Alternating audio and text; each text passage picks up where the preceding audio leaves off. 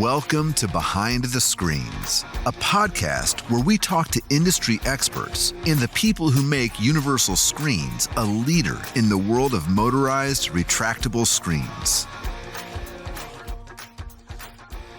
Welcome back to another episode of Behind the Screens. I'm Sean Culbertson, and joining me today is Michael Longoria, Joe Serta, and Brent Crandall from The Blind Depot, which is a local company to us based out of Richardson, right here in the DFW area.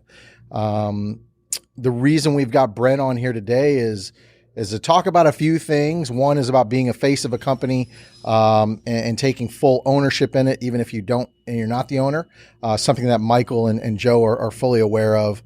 And so we're going to touch on that. But before we dive into that, I want to know a little bit about you, Brent, as well as Blind Depot, how that started, how the company got started, and your relationship there.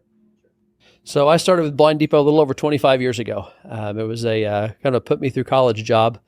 It was honestly at the time pretty struggling little company that my brother worked at, and he needed some help with installations. So he came to me and said, "Hey, I need some help on installations. I'm trying to work everything, and I can't do it all on my own." And he was working his way through college, so it was really a part-time gig. I was my first 6 months or so there. I was working 30 hours a week, going to college. I kind of transitioned from there to working full-time and going to school full-time, and graduated in 2001 with a journalism degree from North Texas. And what are you doing with that? This. I will tell you, I win all of the writing contests when Hunter Douglas says, "Hey, send us your story about X." Yeah. I've got a thermal camera. I've got an iPad. I do win all those competitions. So, but yeah, it's a public relations degree. So I guess technically I deal with the public a lot.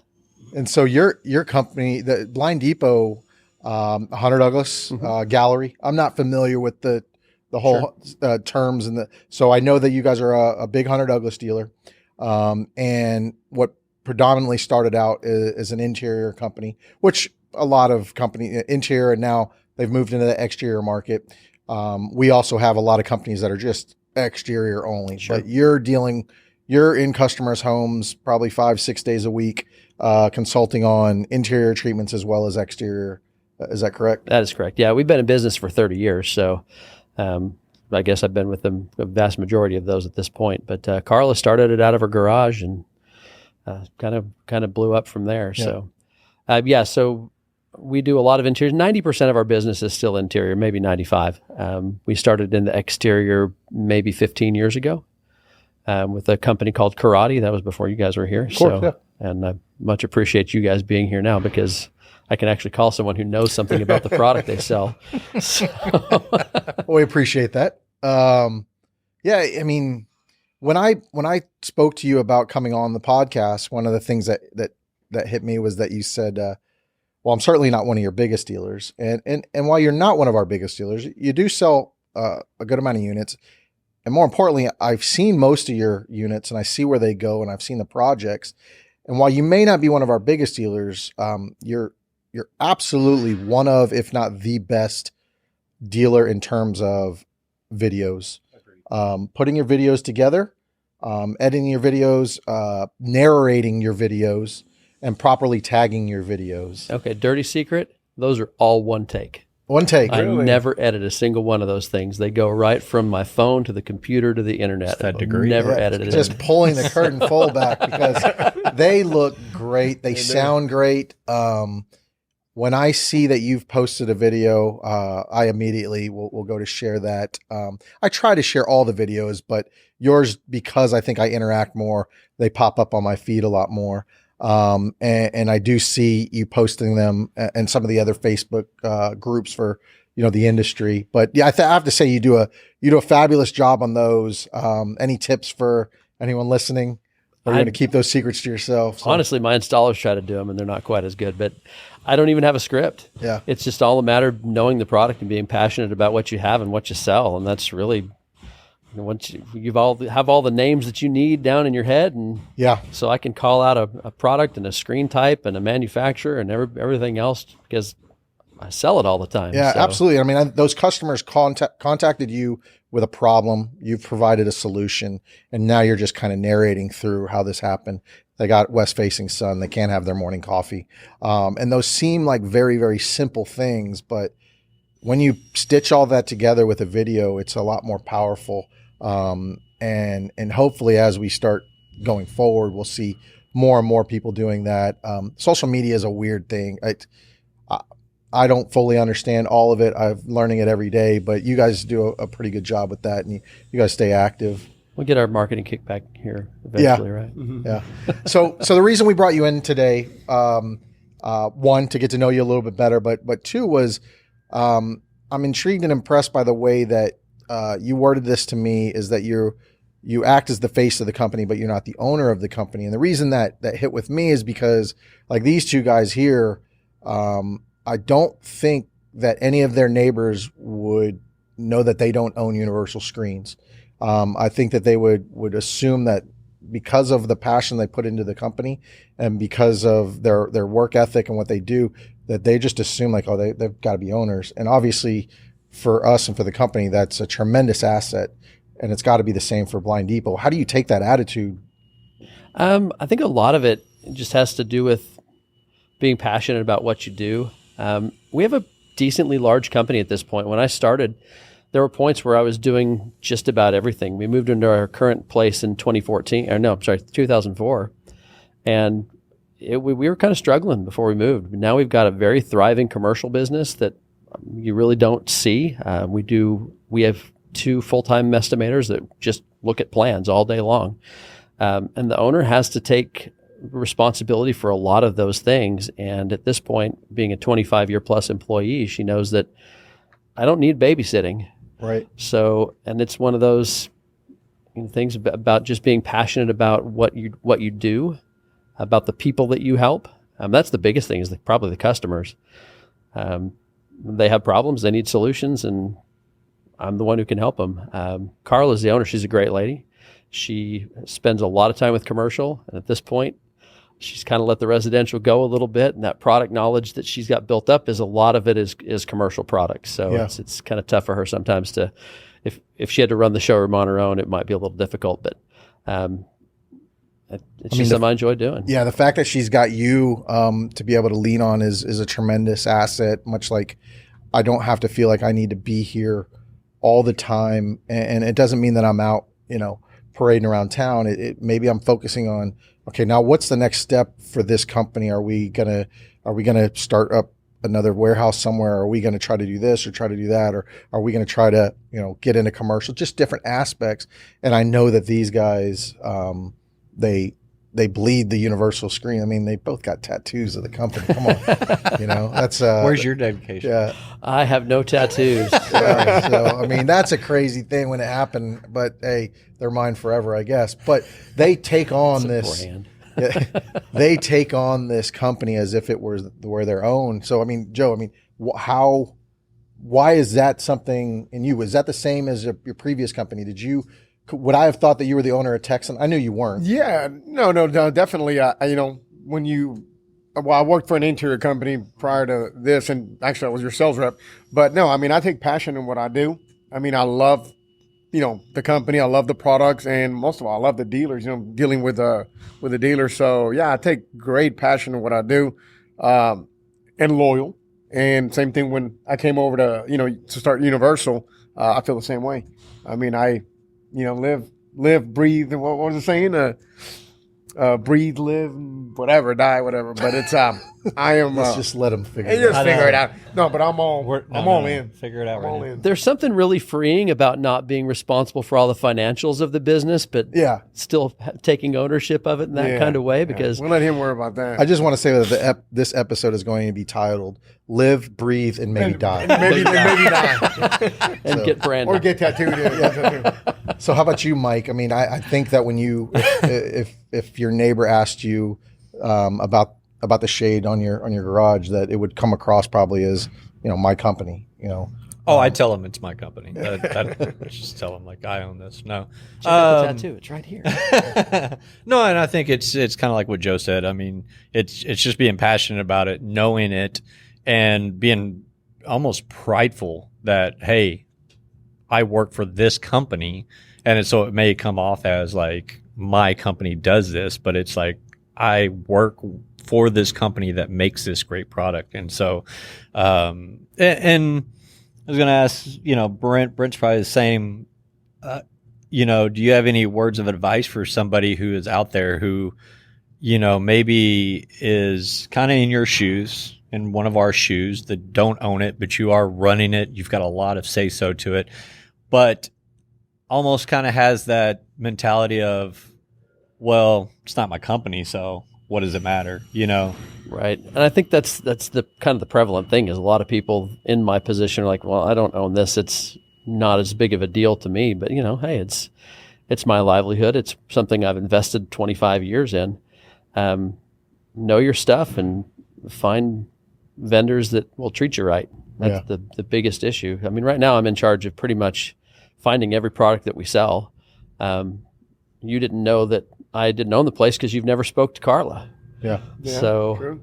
Yeah. When I reached out, it was to talk about the ups and downs of small business ownership. And he says, well, I'm not the owner. I said, I said, okay, well then I don't want you on here. Forget it. But I think it goes a long way saying, even though this is not my business, and you can have that mindset of like, well, I'm just making them money, but you should never have that mindset. It should be like, the more successful that I am, the more successful the company is. And in return, yes, it is our livelihood. So that, this company has done a lot for me, has done more than I had ever dreamed of where I could go and the things I can, do. And so to me, it's just about being passionate and almost thankful for the company and what it's done for me. Is that almost like I feel like I owe the company my all. So it put me through college. It's now put one of my kids through college. Yeah. So I've got two more that are going to go through college, and who knows, maybe when Carla decides that it's time for her to retire, then she'll hand it over or sell it to me. We'll get you on that podcast that you, when he owns it. Yeah, it certainly would be a great choice if that's the route that it goes for, because you do a tremendous job over there. You're on the front lines. We're not in a war here, but you're on the front lines of the sell of the product to the homeowner, and you're dealing with the homeowners on a daily basis. And we're going through, everyone right now is going through this pandemic, and things have shifted, and there's supply chain issues, delays, things like that. How's it like? Because we don't deal with the homeowner. We deal with you. We deal with people in your seat, and there are certainly challenges with that as well. But how are the homeowners? How is that big, the shift of, hey, it used to be 2 weeks, now it's 6 weeks or what it may be? A lot of it's setting expectations.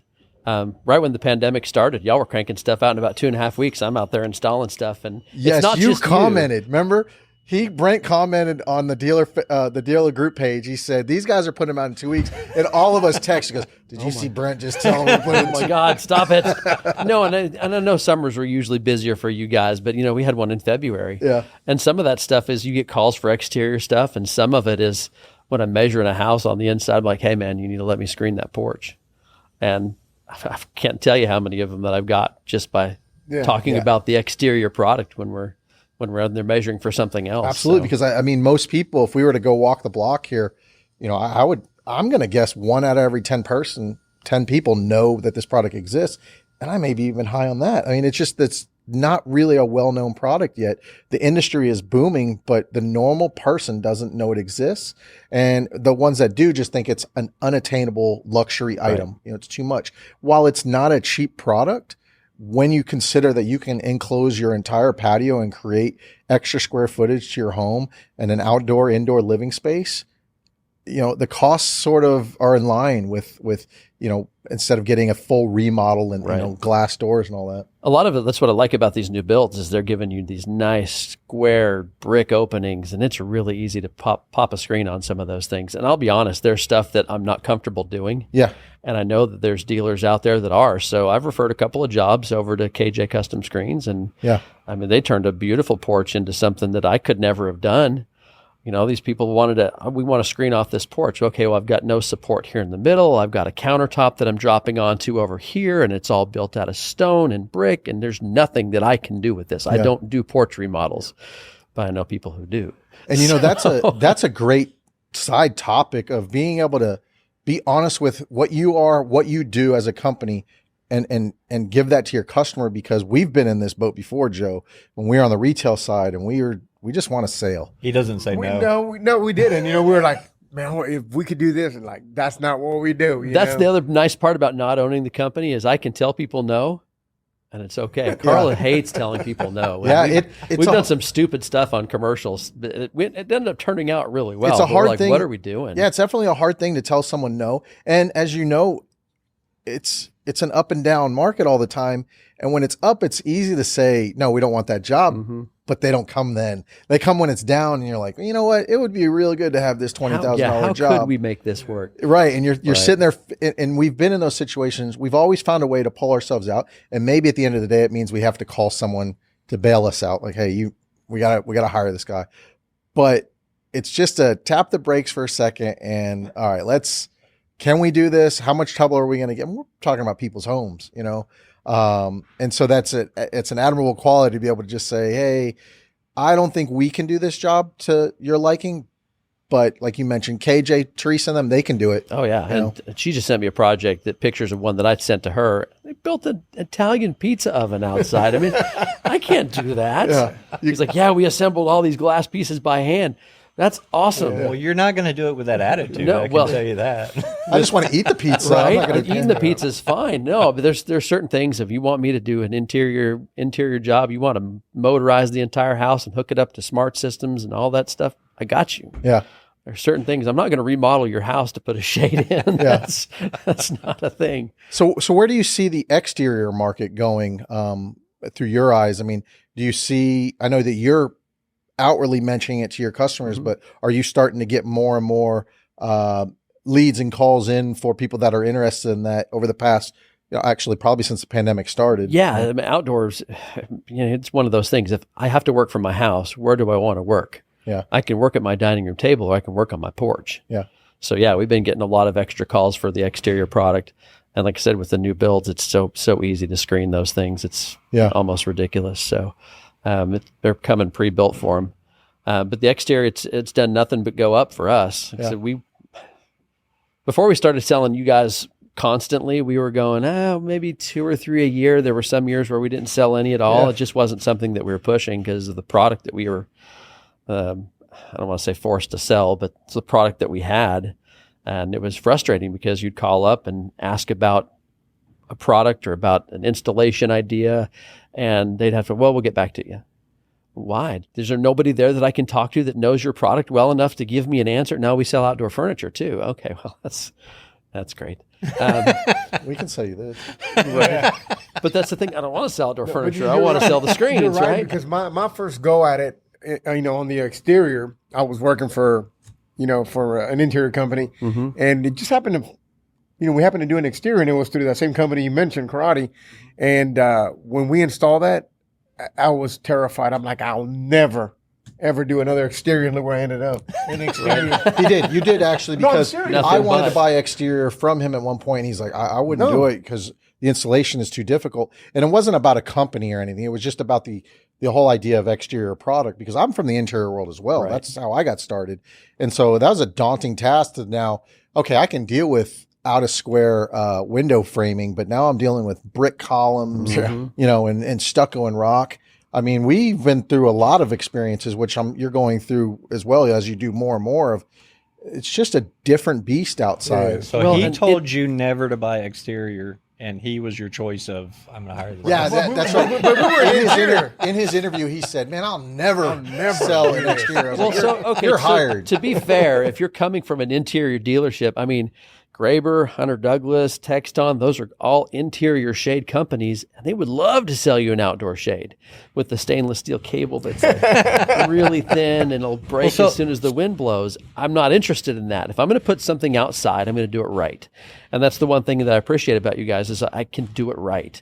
I'm not going to sell you something that you have to bungee cord down, because if you have to rely on people to anchor it, it won't get anchored. So we're not doing that. So what advice would you have to interior companies that are scared of doing the exterior, Get your feet wet. I mean, it's not a difficult product. really, it just has to be designed properly. And if you're trying to do it with an interior design product, it's not, I mean, yeah, it's an exterior rated screen and it's an exterior rated motor, but How much harder is it? Because they've done interior. I've never ever touched interior. I've helped on a couple jobs or something like that, but I've only known exterior. So. Depends on what we're installing it into. If I'm going into hardy board, it's fine. If I'm going into brick, it's a little bit more work, but you can deal with the same kind of stuff on interior on occasion. It's just not nearly as regularly. We're lucky that we live here in Texas where we have sheetrocked wood windows. Or wood, wood, Florida, wood pergolas everything and is stuff cinder like that. block and concrete, and even inside and outside. So, But I like the know your limits, and like you said, you had somebody you could refer them to, which in that case it was KJ. Mm-hmm. But there's a lot of guys out there that just take jobs and not take consideration. This is what you got to do to make this happen, and they botch the. well, the job. there's jobs too that you're like, I know I could do this. Yeah. If I'm going to do this, I'm going to make it worth my time. Of course, yeah. So- And that's a valuable lesson, because there's plenty of times where we just wanted a job, and then you get done with it, and you're like, we didn't charge nearly enough, Right. And the customer would have paid. We're not gouging, but time is money, and here we are spending 3 days, on an install because we didn't look at everything. Well, and I appreciate that the last seminar that you guys had a couple of years ago, I started talking to people about what do you charge for installs, because I know we were undershooting it. Yeah. And so I got a lot of really good ideas on what to charge to install some of these things, and I'm like, wow, I'm about half of what I should have been. Doing $50 for it. Right. Right. Well, that's interior. It's $15 a shade, right?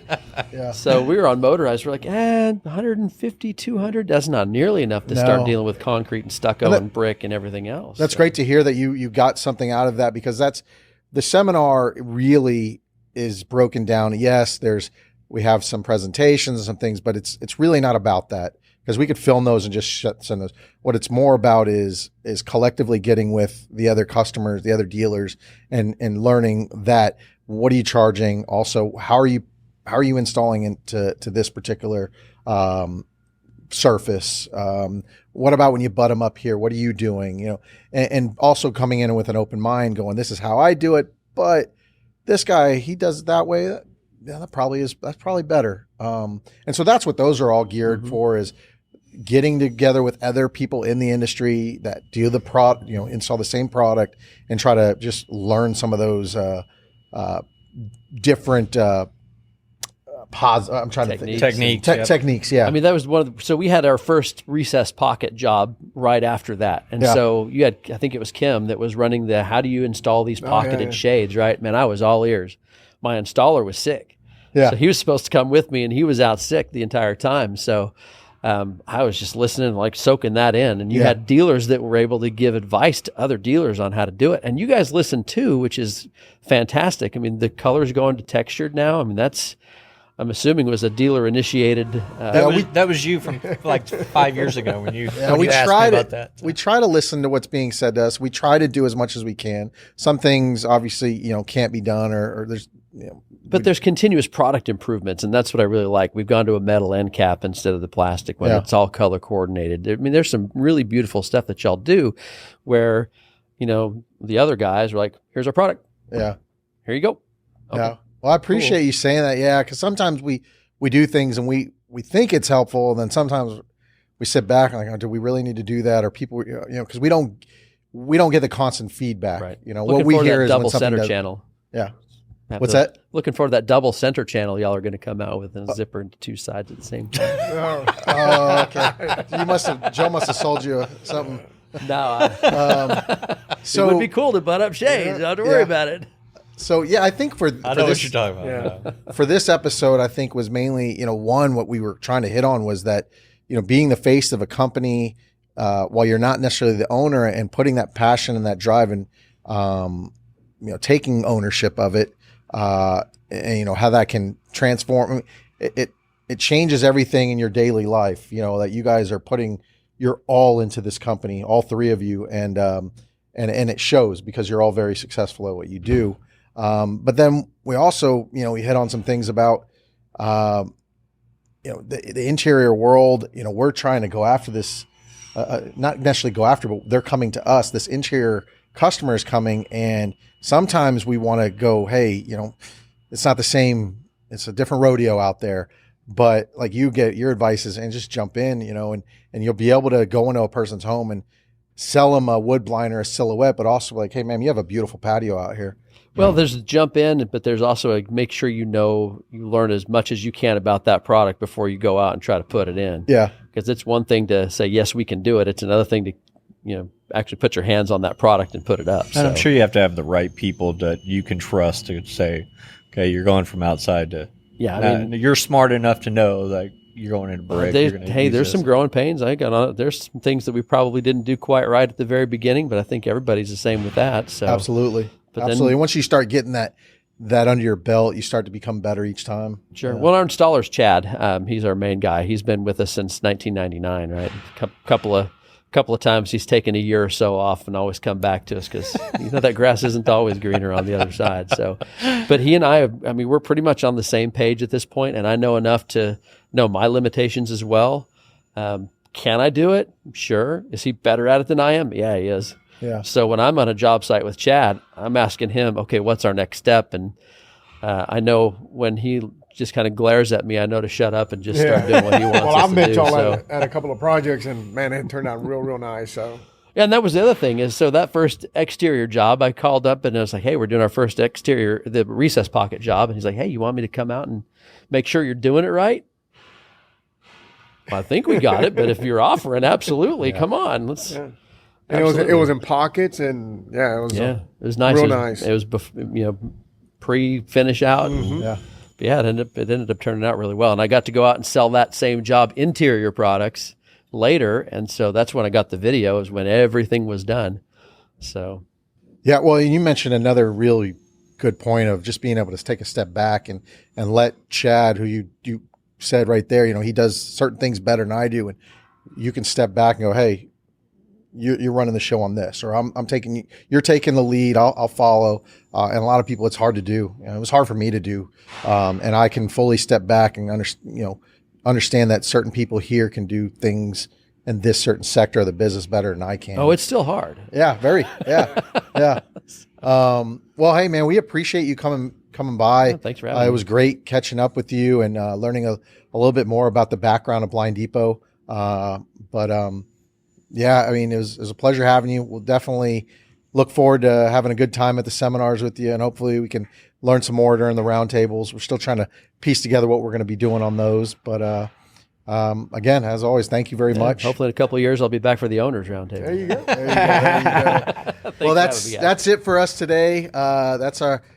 Wraps up another episode of Behind the Screens, and we will catch you on the next one. Thank you.